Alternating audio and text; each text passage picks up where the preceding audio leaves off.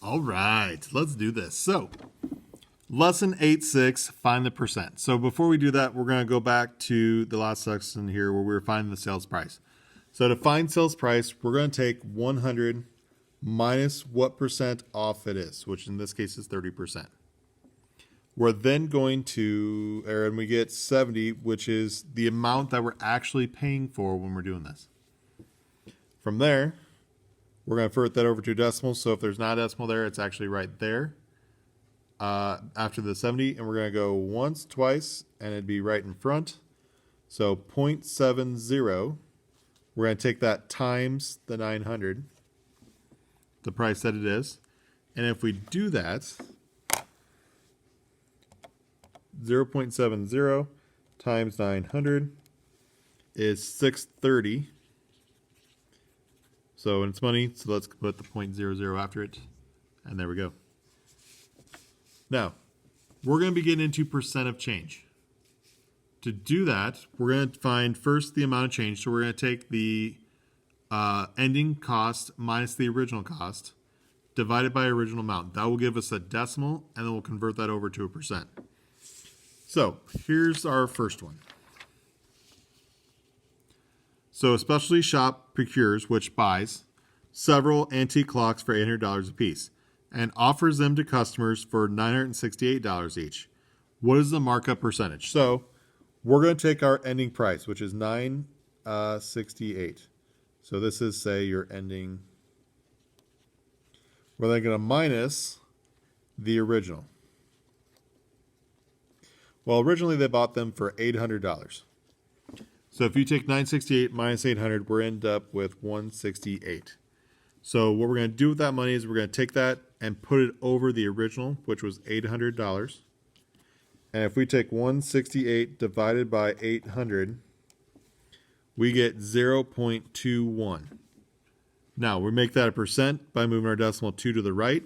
So 21% is going to be our answer. Now, an entrepreneur buys some dog collars. Each one costs $2.50 and then resells them online for $3.50. What percentage is the markup? So again, we're going to do ending minus original. So $3.50 is our ending. Our original is $2.50, and we're going to subtract those, and we get $1. $1 Bob Barker. So we take our 1, which is what we got for the difference. We put it over our original, which is $2.50, so 2.50. 1 divided by 2.5 is 0.4, which again, as a decimal, we need to make it a percent, which is 1, 2. We add the 0, so 40% is what it was marked up.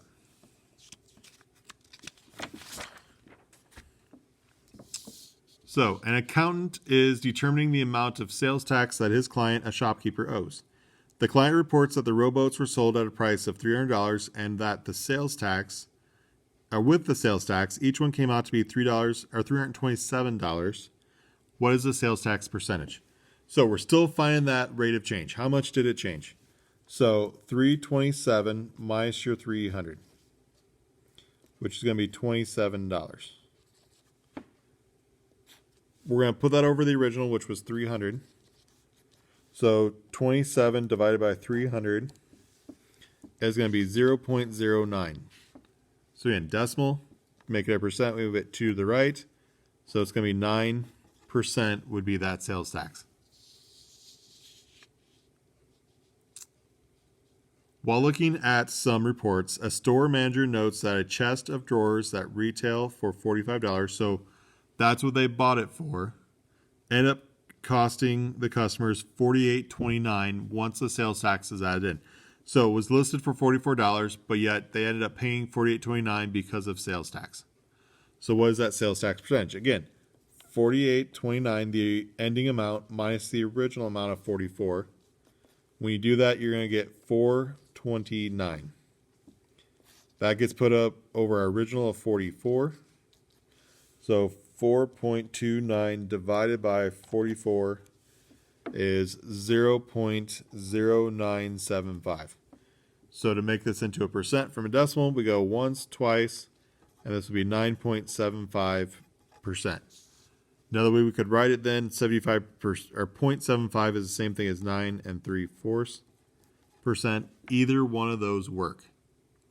Now, if it starts getting to be more than this, then you're going to want to start rounding.